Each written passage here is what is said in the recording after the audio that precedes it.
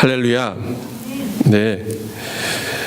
오늘은 우리가 죄라고 하는 문제에 대해서 함께 말씀을 나누려고 합니다. 우리가 지난 시간에 하나님은 정말 계신가, 우리가 그 하나님이 계시다고 하는 걸 어떻게 고백하고 또 어떻게 인정할 수 있을까에 대해서 이야기를 나눴었고요.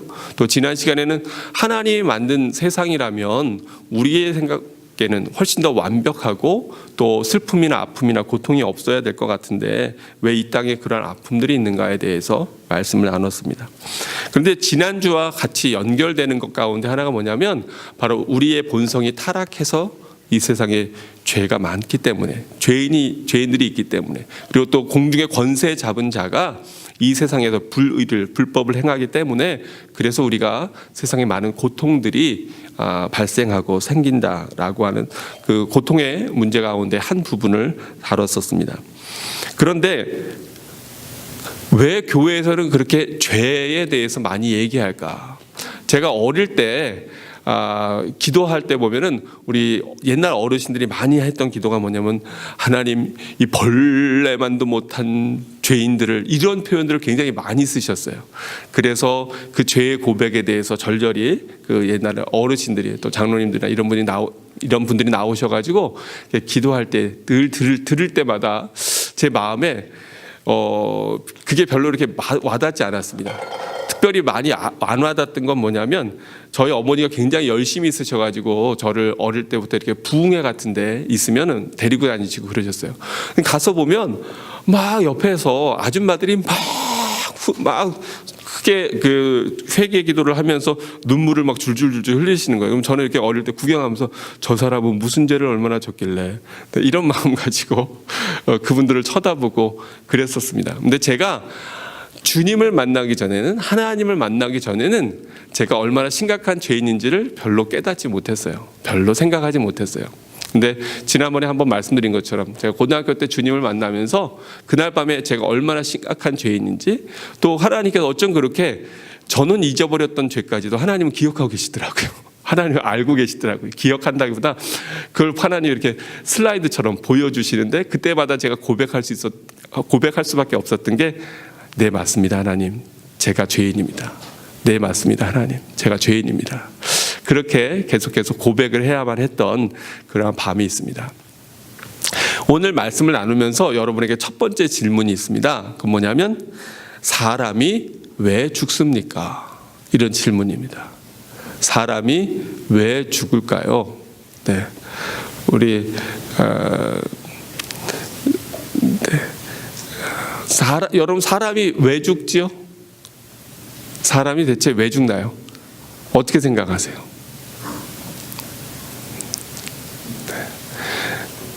제가 이게 누구를 이렇게 지정해서 물어보고 싶은데, 네, 그러면 당황할까봐 제가, 네, 혹시라도 또 이렇게 놀래가지고, 네, 부담이 될까봐 제가 물어보질 못하겠는데, 네, 사람이 왜 죽나요? 세상 사람들은 어떻게 생각합니까? 사람이 왜 죽는다고 생각하죠? 네, 사람은 늙어서 죽는다, 그렇게 생각합니다. 근데 정말 사람이 늙어서만 죽을까?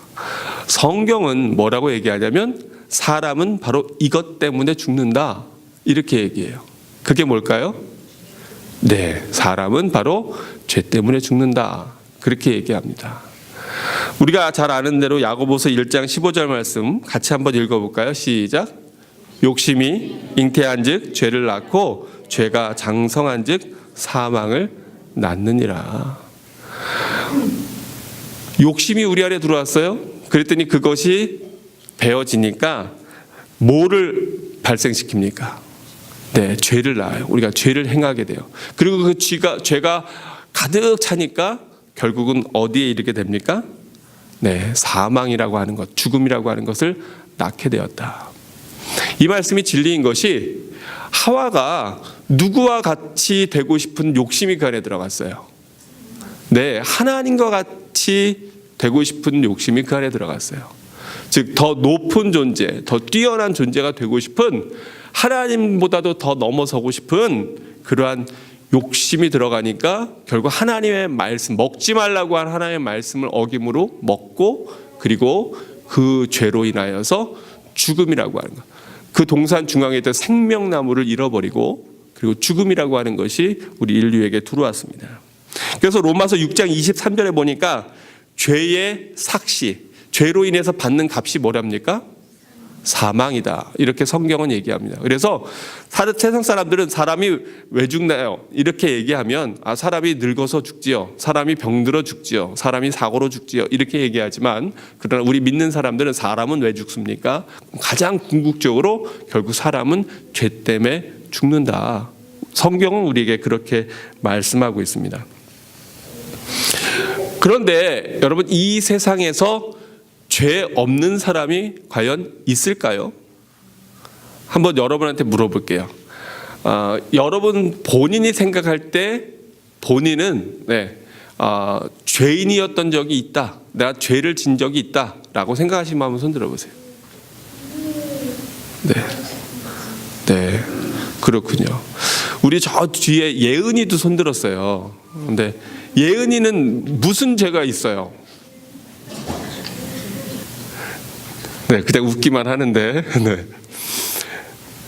우리 예은이 같은 어린 학생도 본인이 죄 지은 적이 있다 이렇게 얘기하는 거예요. 근데 성경은 뭐라고 얘기하냐면 로마서 3장에 보니까 이렇게 말씀합니다.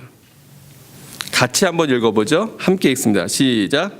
기록된 바 의인은 없나니 하나도 없으며 깨닫는 자도 없고 하나님을 찾는 자도 없고 다 치우쳐 함께 무익하게 되고 선을 행하는 자는 없나니 하나도 없도다.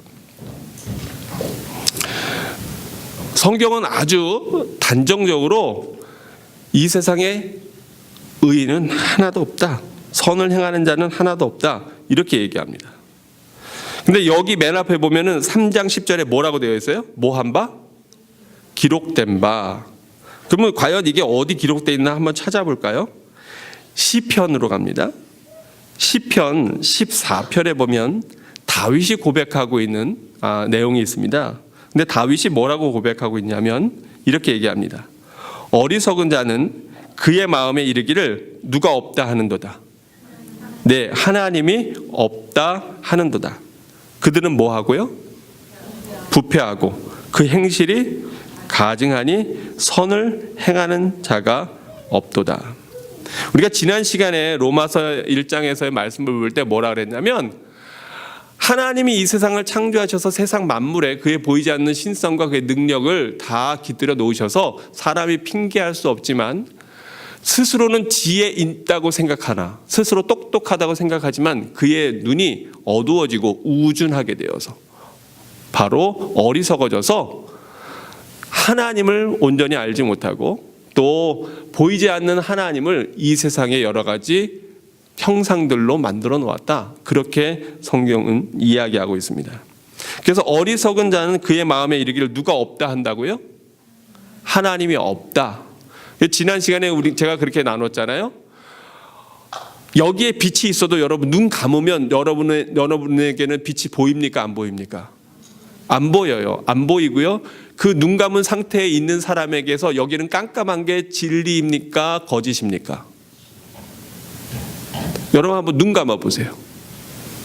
지금 깜깜해요? 밝아요? 진짜 깜깜해요? 깜깜해요? 밝아요? 네, 깜깜하지. 네. 사실입니까? 아닙니까? 사실이에요.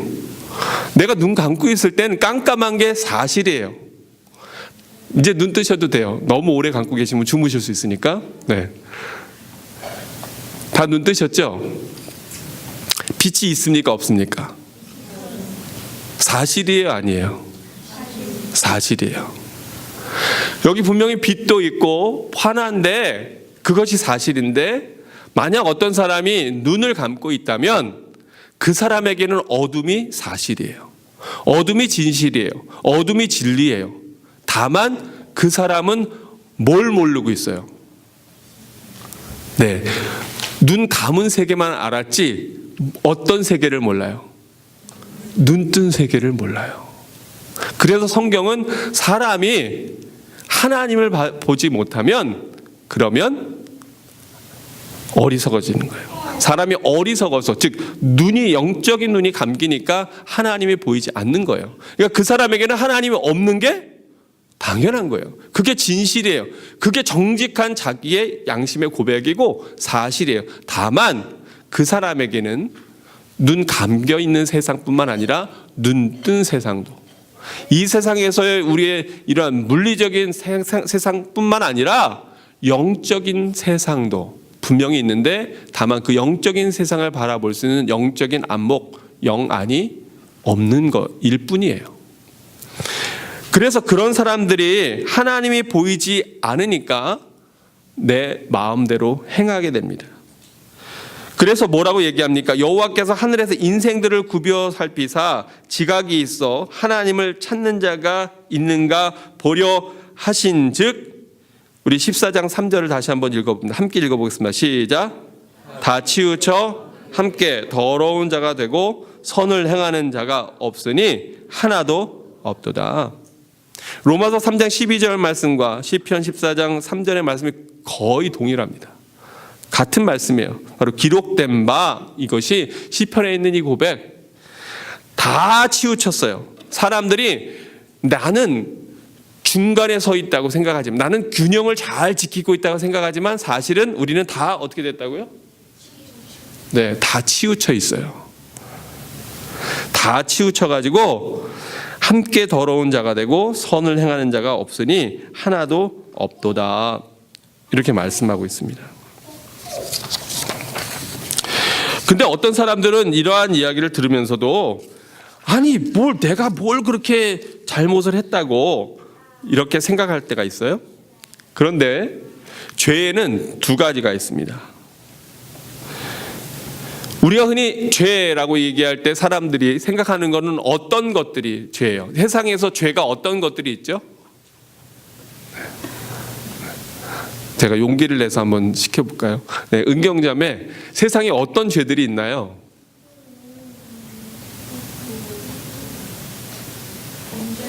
네? 사람을 해치거나 아니면 절도를 한다거나 아니면 사기를 친다거나. 네. 아닌 것 같아요. 그렇죠? 네, 맞아요. 네. 아, 저렇게 용기를 내서 대답했는데 우리 박수라도 한번 쳐줘요. 네. 다음 질문은 그 뒷자리에 있는 자매한테 물어봐야지. 네. 좀 전에 얘기한 살해하는 거, 사람을 죽이고 물건을 훔치고 사기를 치는 거, 이런 거를 우리가 영어로 뭐라고 얘기하나요? 서영자매.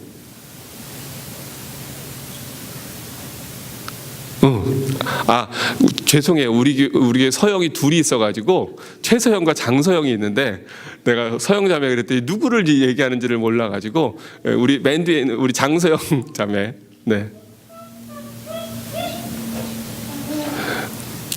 살인하고 강도짓하고 또 물건 훔치고 이런 것들을 영어로 뭐라 그래요?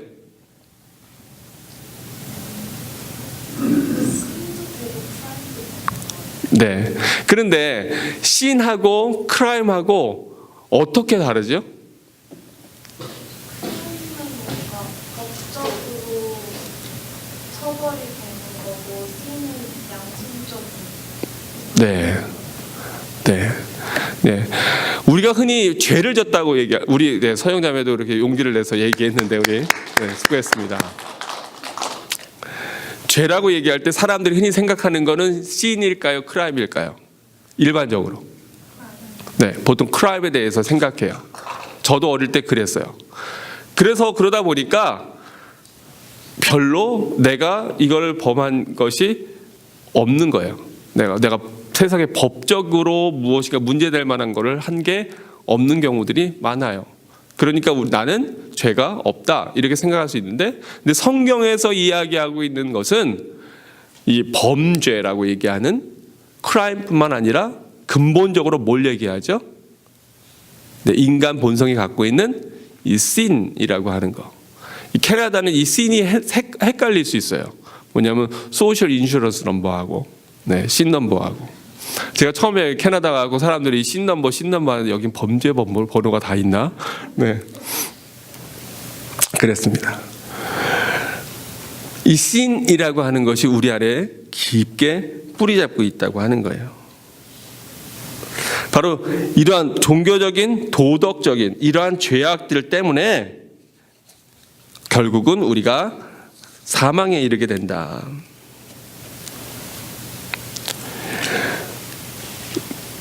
왜 우리가 이러한 죄들을 범하게 될까? 그 이유들이 바로 로마서에는 이렇게 나와 있습니다. 로마서 1장 28절에 보니까 그 이후로 죄의 목록들이 쭉 나오고 있어요.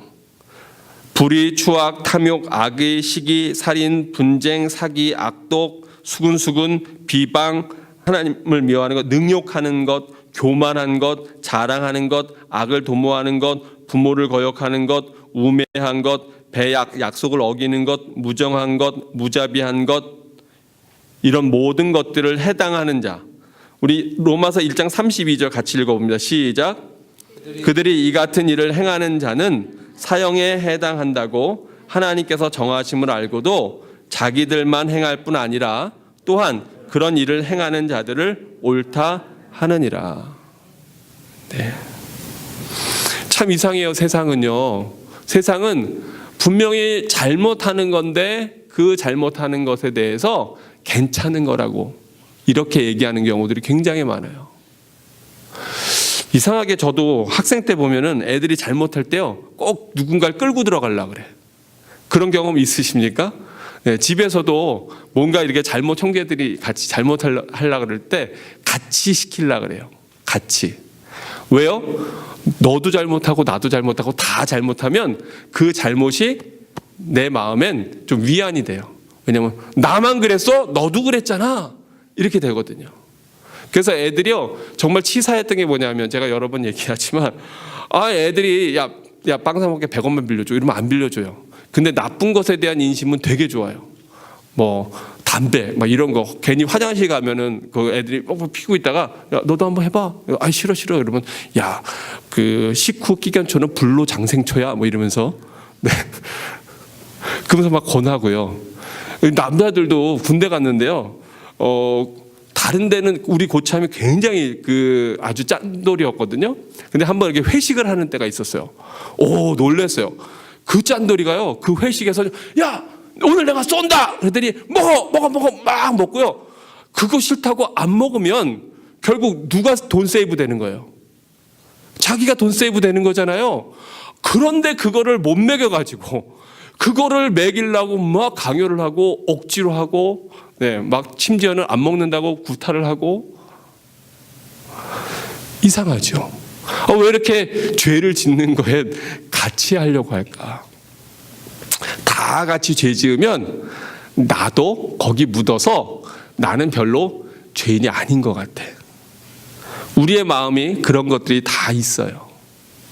그런데 이런 모든 잘못들이 모든 근본들이 어디서 시작되냐?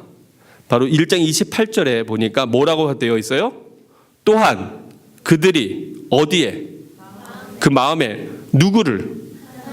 하나님 두기를 뭐하니까? 싫어하니까. 사람이 그 중심에 그 마음에 하나님 두기를 싫어하니까 그 다음에 나오는 모습들이 뭐냐? 바로 이러한 행동들, 이러한 잘못된 것들이 나온다고 하는 거예요. 성경에 보면 그래서 우리의 의라고 하는 것, 이것이 마치 뭐 같냐면 더러운 옷과 같다. 이렇게 이사야서에서는 얘기하고요. 또 만물이 거짓되고 심히 부패한 게 뭐냐? 사람의 마음이라는 거예요. 이 세상에서 가장 부패한 거, 가장 더러운 거, 그게 뭐냐? 인간의 마음이라고 하는 겁니다. 또 이 세상이 자기 지혜로는 하나님을 알지 못한다. 이렇게 말하고 어떤 길은 사람 보기에는 바르지만 필경 그 길은 사망의 길이다. 이렇게 성경은 얘기합니다. 어떤 사람들은 그래요. 좀 착하게 살면 되는 거 아닙니까? 착한 사람들도 있잖아요. 이렇게 얘기합니다만 여러분 이러한 착하게 산다고 이야기하는 사람들이 정말 착할까? 이런 죄의 문제를 해결하기 위해서 어떤 사람들은 선행의 공로를 쌓고요, 또 도덕적으로 깨끗한 삶을 살고 교육이나 철학이나 여러 가지를 통해서 또 종교를 가지고 종교의식을 충실히 행하고 이 죄의 문제를 해결하며 하나님 앞에 나아가려고 합니다.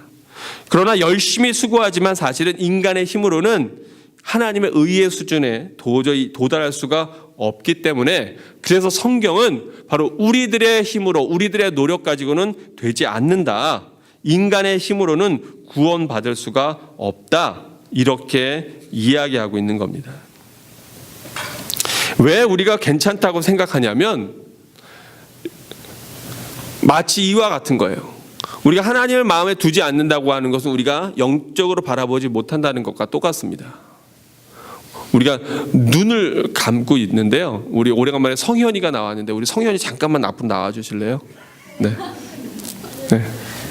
볼 때마다 그런가? 네. 네, 그렇군요.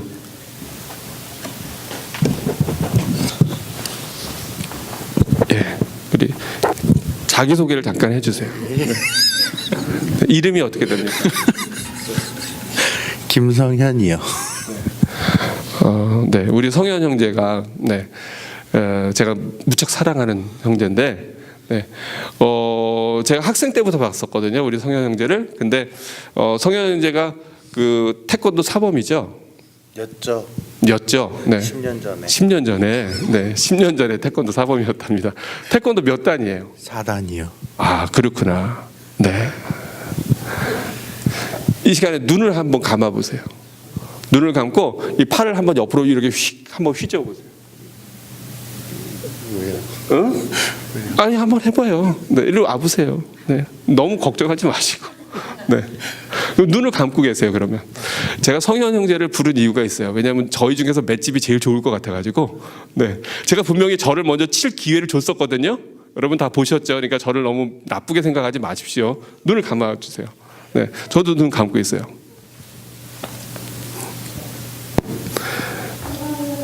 제가 더 세게 쳐야 되는데, 부모님이 혹시라도 보시고 시험 드실까봐 제가 그렇게 못하겠어요. 제가 뭘 설명하려고 그러냐면, 여러분, 저는 지금 눈을 감고 있어요. 눈을 감고 있고 저는 그냥 막 움직였어요. 그래서 하다 보니까 이렇게 쳤어. 근데 제가 눈을 감고 있을 때는 제가 그 사람을 친지 알까요? 잘 모를까요? 네. 잘 몰라요. 왜냐면 저는 앞이 안 보이거든요. 저는 어떤 옆에 있는 뭐에 부딪혔거나 이런 줄 알아요. 그리고 그 사람이 걸어가는데 저는 이러고 있었어. 걸어가다가 걸려 넘어져 봐. 네. 연기는 잘 못하는군요. 네. 걸려 넘어졌어요. 넘어져서 크게 다쳤어요. 일반 땅에서 굴렀다면 뭐 다행이겠지만 계단 같은 데서 굴렀어요. 근데 누구 때문에 걸려 넘어졌어요? 저 때문에 걸려 넘어졌어요. 그런데 저는 그 사람이 넘어져서 다친 거를 봐요, 못 봐요? 못 봐요. 못 보니까 제 마음은 편해요, 괴로워요? 우리 태우가 잘한다. 네. 제 마음은 무척 편해요. 고통을 보니까 못 보니까? 못 보니까. 네. 진짜 안 보여요, 나는. 눈을 감고 있거든요. 아프냐? 나도 아프다. 네, 뭐 그런 대사가 있어서요. 네, 수고했습니다. 들어가 주세요. 네.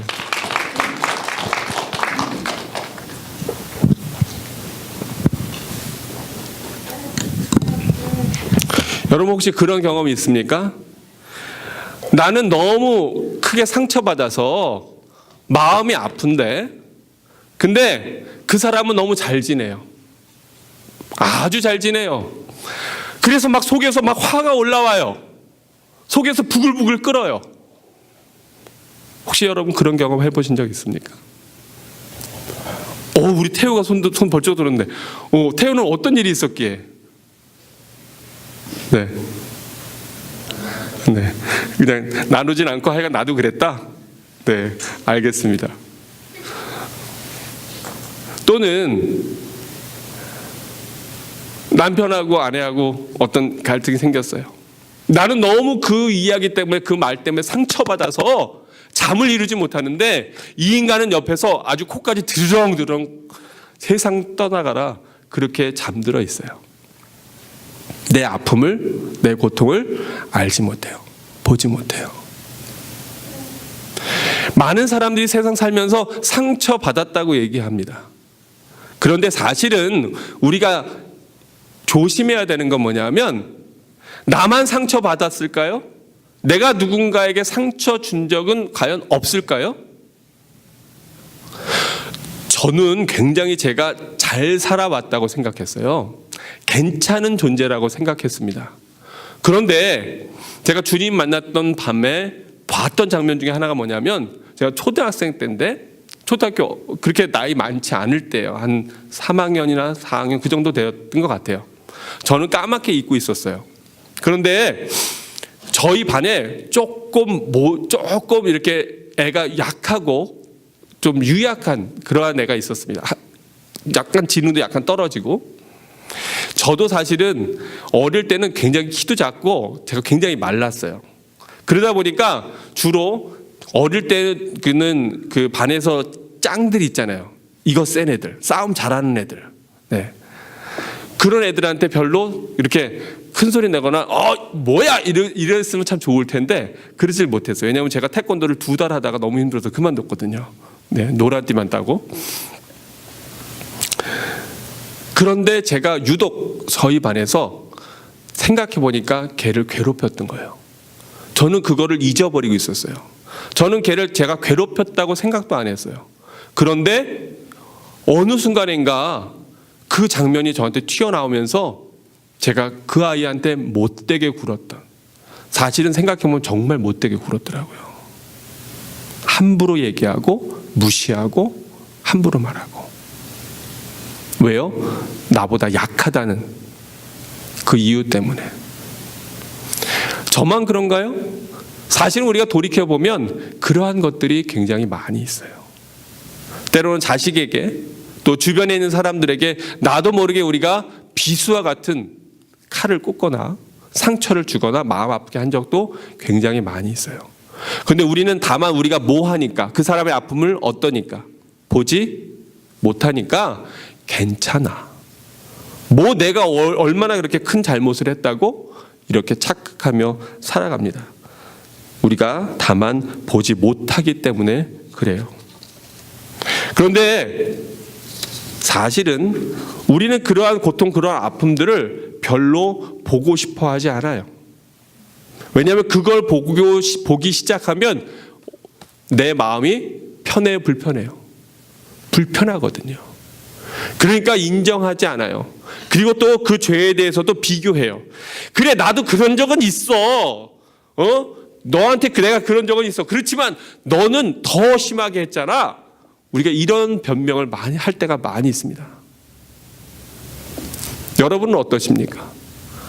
여러분의 삶의 모습들은 어떠신가요? 성경은 우리가 얼마나 죄인인지 또한 마태복음 5장 28절에서 이렇게 얘기합니다. 나는 너에게 이르노니 음욕을 품고 여자를 보는 자마다 마음에 이미 뭐했다? 간음했다. 이양란 집사님, 제가 누굽니까?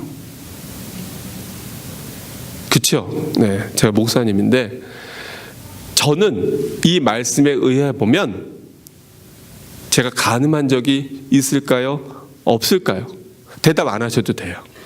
네, 굳이 대답 안 하셔도 돼요. 제가 꼭 대답을 원해서 그런 건 아닙니다. 제가 누구라고요? 목사님이에요. 그런데 제가 간음한 적이 있을까요? 없을까요? 더 심각한 게 있어요. 더 심각한 게. 살면서 형제를 좀 미워한 마음이 들었던 적이 있는 분 한번 손 들어보세요. 형제나 자매를 미워했던 적이, 우리 교회 죄인 많구나. 네, 손 내려보세요. 이런 살인자들, 제 얘기가 아니라 하나님 말씀이에요. 성경의 말씀이에요. 요한일서 3장 15절 같이 읽어보죠. 함께 읽습니다. 시작.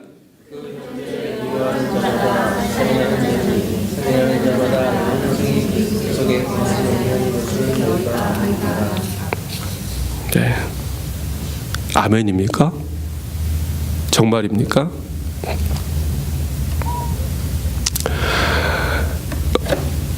제가 자랄 때 그래도 가정 환경이 괜찮았어요. 어머니가 물론 심장 수술 때문에 갑자기 또 그 병원비가 크게 들어가서 어려운 적은 있었지만 그래도 비교적 유복하게 여유 있게 성장했습니다. 근데 제가 결혼을 얼마 앞두고 있던 90년대에 형님이 사업을 시작했어요. 사업을 해서 처음에 사업이 잘 됐어요. 그래서 사업이 잘 되니까 은행에서 돈 빌리는 거 그 이자 주는 거 아깝잖아요. 그러니까 처음에는 아버지가 절대로 도와주지는 않으셨는데 나중에는 형님이 이제 아버지한테 얘기한 거예요.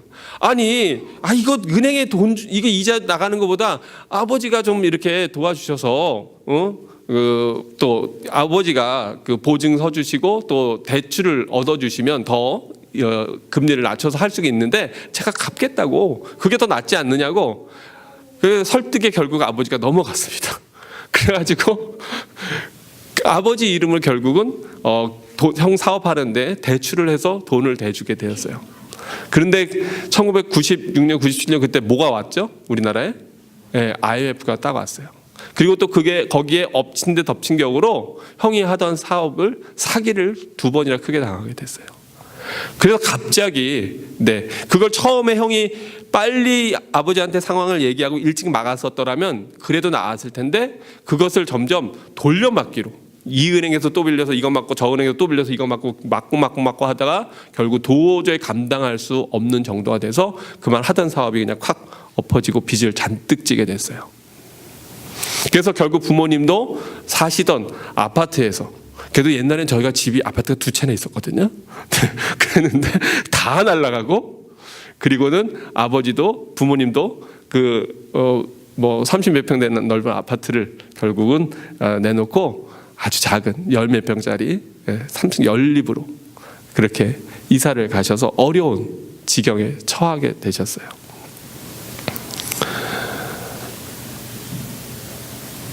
제가 참 형에 대해서 속상한 마음이 굉장히 컸습니다. 그리고 저의 안에서 그 형에 대한 미움, 이런 것들이 막 커지더라고요. 우리 형님이 이런 얘기 들으면 안 되는데. 근데 형님에 대해서 제가 정말 속상한 마음이 들었어요. 어느 날 제가 성경을 읽는데 갑자기 이 말씀이요, 성경에서 이렇게, 여러분 혹시 그런 경험 하셨는지 몰라요. 이렇게 글을 읽는데 그 길이 웅 하고 나한테 달려드는 거. 필리핀에 선교사로 있을 때인데 이게 확 해갖고 저를 완전히 압도하는 거예요. 그 형제를 미워하는 자마다 뭐 하는 자니? 살인하는 자니? 살인하는 자마다 뭐가? 영생이 그 속에 거하지 아니하는 것을 누가? 너 스스로가 안다. 제가 누구를 미워하고 있었어요? 형을 미워하고 있었어요. 근데 이 말씀이 저를 확 덮치면서 내가 살인자구나, 내가. 그러면서 지금까지 몇 명이나 죽였나 세봤어요. 여러분은 지금까지 몇 명이나 살해하신 것 같으세요? 제가 이제 웃으면서 얘기하지만 심각했습니다. 정말. 제가 생각해 보니까 제가 죽인 사람이요, 제가 형만 죽인 적이 있을까요? 동생도 죽인 적이 있을까요? 없을까요? 있어요. 제가 부모님을 죽인 적이 있을까요? 없을까요? 있어요. 제가 보니까 제 주변에 있는 사람들은 거의 다 저한테 이렇게 암살당했어. 거의 다. 근데 제가 죽인 그 대상들이 누구냐면 뭐 히틀러라든지 김일성이라든지 뭐 모택동이라든지 스탈린이라든지 이런 사람들이 아니에요. 바로 내가 지금까지 살아가는데 가장 크게 나를 도와주고 가장 많이 나를 위해주고 가장 많이 나에게 힘이 됐던 바로 내 주변에 있는 내 부모님, 형제, 자매, 친구, 교회 식구들, 심지어는 내가 그때 섬기던 우리 교회 성도들, 많이 미워하진 않았어요. 여러분 시험 들지 마시라고 하는 말씀이에요. 제가 살해한 사람들이요, 셀 수가 없어요. 셀 수가. 그러면서 제가 뼈저리게 느꼈어요. 내가 살인자구나. 하나님 보시기에는 내가 살인자구나. 여러분이 재판관인데 이 세상에서 이렇게 많은 사람을 살해하고 많은 사람들을 겁탈하고 간음하고 강간하고 이러한 죄인, 이 죄인에게 여러분은 어떠한 판결을 내리시겠습니까? 과연 뭐라고 여러분 그 형량을 여러분이 재판관이라면 내리겠습니까?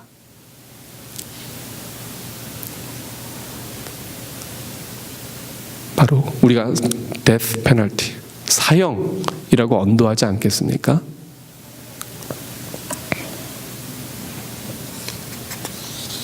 혹시 여기에서 벗어나는 분이 있나요? 이 말씀에 의거해서 살면서 내가 간음한 적이 있다고 생각하는 분 한번 손들어 보십시오. 이 말씀에 의거해서 살면서 내가 간음한 적이 있다. 박 목사님도 손 드셨어요? 목사님 전혀 그런 일이 없는 줄 알았어요. 네. 어떻습니까, 여러분? 살면서 내가 누군가를 살해한 적이 있다고 생각하는 분 한번 손들어 보십시오. 이 말씀에 의거해서. 우리 정용진 지사님 어떻게 천사 같은 미소를 하시고 손을 그렇게 드십니까? 근데 여러분, 우리가 이걸 그냥 설교의 이야기로 듣는 것이 아니라 이것이 내가 뼈저리게 느껴져야, 그래야 하나님 앞에 진정한 회개를 합니다. 그걸 뼈저리게 내가 마음 깊숙이 하나님 앞에 고백하고 꺼내놓아야, 그래야 하나님의 말씀이 들립니다. 이걸 꺼내놓아야, 그래야 하나님의 은혜가 우리 안에 들어옵니다. 그러지 않고 팔로 빗장 딱 지르고 여러분 마음 닫고 있으면 하나님이 들리지도, 하나님의 음성이 들리지도, 하나님이 보이지도, 하나님을 경험할 수도 없어요. 우리의 마음이 딱딱하게 굳어있고 주님께서 아무리 문 밖에서 두드리셔도 우리가 문 열지 않기 때문에요. 그런데 이것이 바로 나의 고백이라고 우리가 심각하게 주님 앞에 고백할 때 진정으로 주님 앞에 회개의 눈물이 터져 나오고, 그리고 그때 하나님의 은혜가 우리 안에 임하는 겁니다. 우리가 신앙생활하는 것은, 우리가 말씀 듣는 것은 그저 기분 좋게 적당히 이 세상에서 복받고 또 이 세상에서 그냥 괜찮게 살아가는데 뭔가 의지할 거 하나 붙잡고 있는 그러한 하나님이 아닙니다. 내가 지쳐 있는데 그냥 듣기 좋은, 하나님 나를 붙잡아 주신다고, 도와주신다고, 하나님께서 함께 하신다고 이런 이야기 듣고 그래 이번 한 주도 좀 용기 내서 살아보자, 이런 정도의 차원의 문제가 아닙니다. 심각한 범죄자로 죽을 수밖에 없는 죄인인데 그 자신을 내가 뼈저리게 내가 얼마나 심각하고 부패한 존재인지를 심각하게 깨닫고 있는, 바로 그래서 그때, 그래서 하나님 앞에 눈물 흘리며 하나님 나는 내 힘으로 도저히 구원받을 수 없는 존재임을 하나님 앞에 고백합니다. 내가 얼마나 많은 도적질을 하고, 내가 얼마나 많은 거짓말을 하고, 내가 얼마나 심각한 죄들을 짓고, 내가 얼마나 많은 사람들을 살해했는지 너무나 끔찍한, 그런 끔찍한 존재임을 내가 뼈저리게 느낄 때, 그때 하나님이 우리에게 다가오시는 겁니다. 그때 하나님의 구원이 우리 안에서, 하나님의 용서가, 하나님의 은혜가 우리의 삶 가운데 온전히 이루어질 줄로 믿습니다. 성경은 죄에 대해서 이렇게 세 가지로 얘기합니다. 요한일서 3장 4절에 보면 죄가 뭐냐? 바로 죄는 불법이다. 즉 하나님의 사랑의 법으로 살지 않는 것, 그것이 죄다. 그렇게 얘기합니다. 또 죄가 뭐냐? 야고보서 4장 17절에 보니까 그러므로 사람이 선을 행할 줄 알고도 행하지 아니하면 뭐라고요? 죄니라. 내가 선을 행할 줄 알아요. 이렇게 사는 것이 당연한 거예요. 그리고 내가 누군가 어려움에 처했을 때 내가 선을 행해야 되는 것이 뭔지 알아요. 그런데 그거에 대해서 눈 감고 있습니다. 내 것이 아까워서, 나누기 싫어서, 나도 부족한데, 나도 없는데, 나도 피곤한데, 나도 힘든데, 선을 행할 줄 알면서도 행하지 않는 것, 바로 그게 죄다. 또 로마서 14장에는 뭐라고 얘기합니까? 믿음을 따라하지 않는 것, 내가 믿는다고 하면서 그 믿음대로 살지 않는 것, 내가 그것을 진정으로 믿지 않는 것, 바로 이것이 죄다. 바로 불법이 죄고 선을 행하지 않는 것이 죄고 믿음 따라 살지 않는 것, 이것이 죄다라고 성경은 우리에게 이야기하고 있습니다. 그래서 로마서 3장 23절에 보니까 모든 사람이 죄를 범하였음에 어디에 이르지 못해요? 하나님의 영광에 이르지 못하더니. 왜 인간이, 왜 우리가 스스로 구원을 얻을 수가 없습니까? 왜 우리가 착하게 삶으로, 우리가 선행을 통해서 우리가 나누고 베풀고 배우고 이런 것들로 우리가 진정으로 이 죄의 문제에서 벗어날 수가 없습니까? 왜냐하면 바로 우리는 죄인이고 또 심판받아야 될 존재고 사망의 권세 아래에 있기 때문에 선행이나 어떤 종교적인 행위나 도덕 가지고 바로 이 죄의 문제를 뛰어넘을 수가, 해결할 수가 없기 때문에 그렇습니다.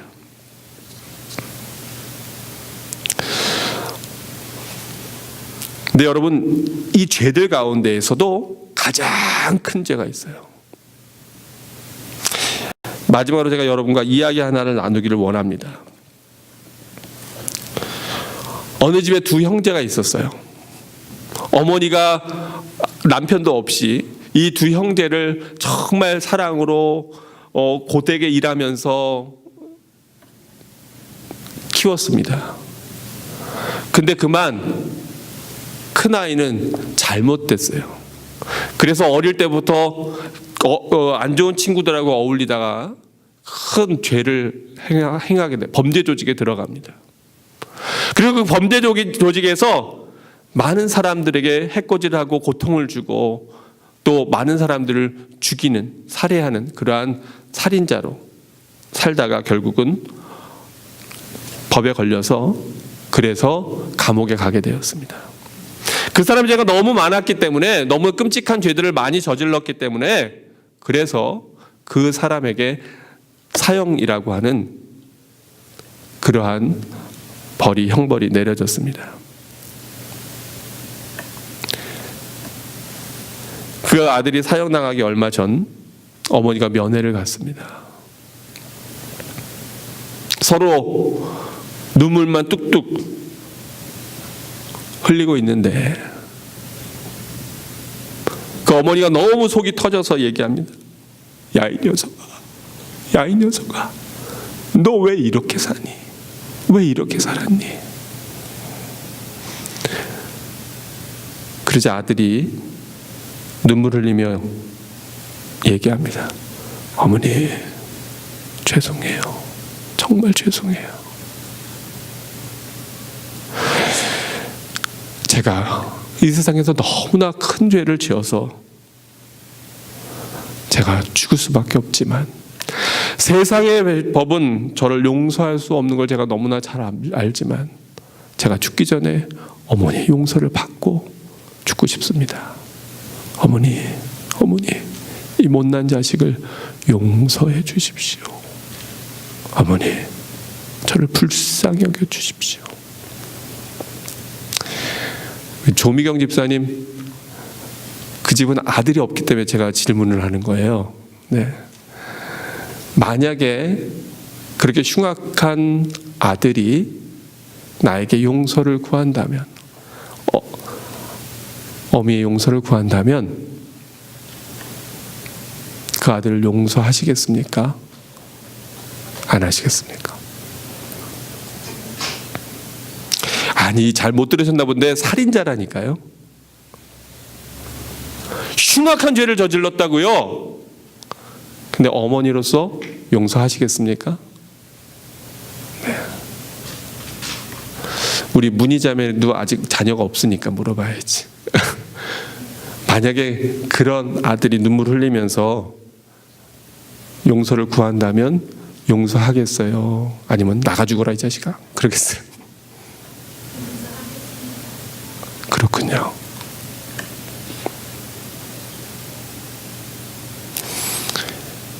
그 어머니의 용서를 받고 이 아들은 형장의 이슬로 사라졌습니다. 아까 이 어머니에게 아들이 몇 명 있다 그랬어요? 둘이 있다 그랬어요. 둘째 아들이. 이 둘째 아들은요, 형이 그렇게 엇나가는 걸 보고 나는 저렇게 안 살아야지 열심히 공부했습니다. 열심히 공부해서 한국에서 대학을 마치고 장학금 받고 미국으로 공부하러 갔습니다. 미국의 아주 명문 대학을 나왔습니다.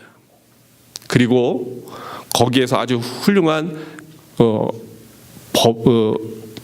변호사가 되었습니다. 그런데 그렇게 미국에 가서 공부하고 하는 동안에 이 살인자 또 끔찍한 자기의 과거, 너무나 지긋지긋하게 가난했던 그 과거 너무 싫었어요. 그래서 젊을 때 몇 번 한국의 어머니한테 큰 돈 한 번 보내주고 그리고 모든 인연을 끊었습니다. 왜냐하면 그것을 생각하는 것 자체가 너무너무 싫었어요. 그렇게 오랜 세월이 지났습니다. 어머니가 이 아들을 한 번 만나고 싶어서 그래서 이 아들을 찾아보지만 편지도 하고 연락도 하지만 아들이 계속 다 거부합니다. 이 아들이 워낙 미국에서 여러 가지 선행도 많이 하고 남 돕는 일도 잘하고 그렇기 때문에 유명한 아들이라 결국은 다시 찾게 됐습니다. 그래서 어머니가 어렵게 뉴저지 큰 저택에 사는 아들에게 찾아왔어요. 그리고 그 아들 집에 벤을 눌렀습니다. 마침 안에서 아들이 목소리가 들려요. 얘야, 애미가 왔다. 애미가.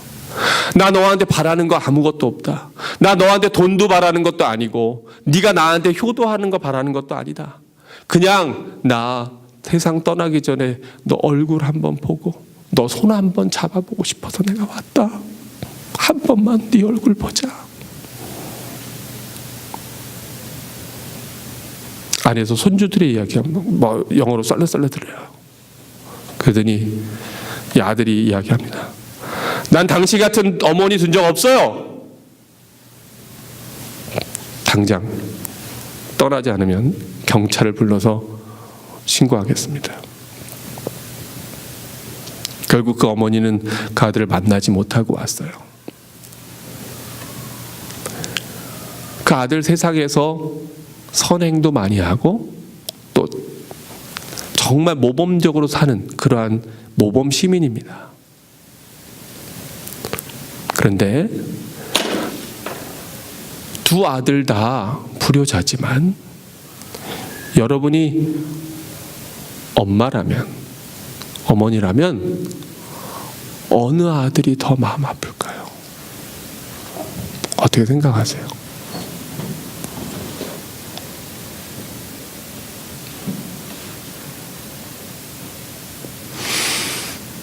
어떤 세상 사람들은 이렇게 얘기합니다. 나는 살인한 적도 없고 나는 세상에 어떤 죄를 지은 적도 없고 나는 그래도 선행도 많이 하고 내가 도네이션도 많이 하고 이 정도면 인생 착하게 살았습니다. 왜 나 같은 사람이 하나님 천국에 못 간다 그러고 지들만 천국 간다 그러고 왜 그렇게 말합니까? 기독교라는 종교 되게 이상해. 믿기만 하면 천국 간대. 지들만 간대. 나는 그런 엉터리 종교 내가 어떻게 믿어?